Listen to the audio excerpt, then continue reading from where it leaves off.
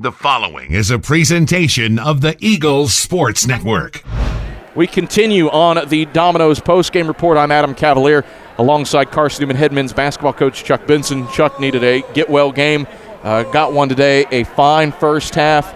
A little shaky at times in the second half, but ultimately you do close the game on a 9-0 run and hold Brevard scoreless for the final 3.5 minutes. How important was it to have an efficient shooting effort and to not turn the ball over after those two bugaboos hurt the Eagles on Saturday? Well, great questions. Yeah, pretty important every game, right? Yeah, we need every game. But that first half when Charles Clark got in foul trouble, I thought Zach and Chris came in and really stabilized us, starting on the defensive end, and were stingy and solid and sound in their execution defensively. And Chris sort of, I think, on behalf of the team, gave us all a boost of confidence. Jumped there and knocking down 3 threes at first half during that stretch to sort of establish a lead, and then for more or less for the remainder of the game, we just sort of kept that.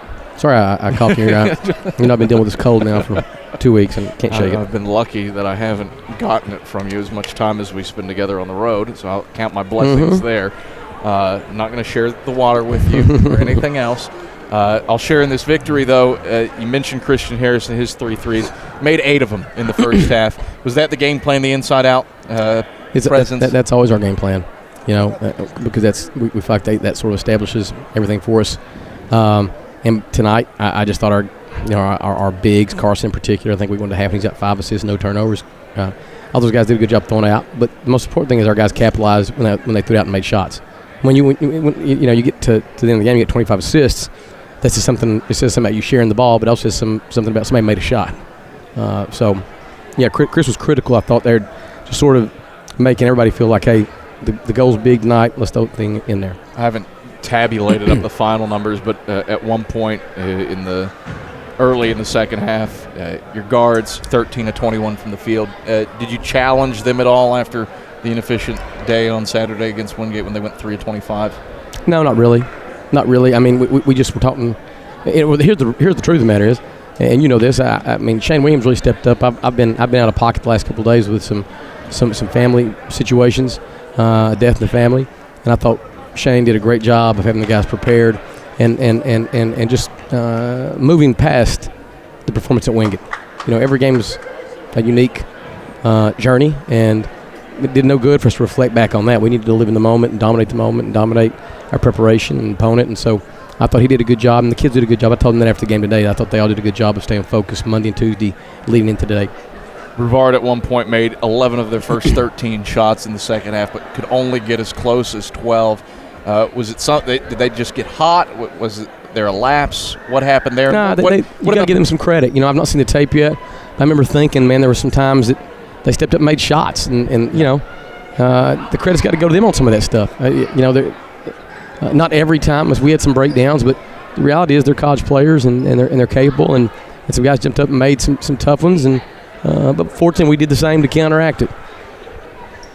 DeMarcus 3, 27 points. Miles Leathers 12. Nobody else has more than 5. Was that by design?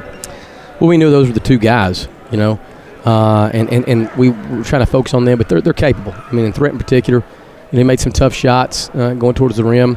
But Alex Moe's another guy that we were concerned about. He really was inefficient at about 2 points.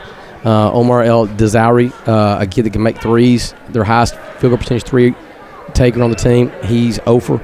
So there were other kids we were focusing on as well. But this was about us doing what we do and pounding that thing inside and taking and making open shots, and we did that.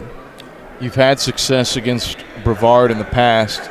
Saturday's opponent, success has come at a premium. Coker comes in here, one of the better defensive teams in the conference.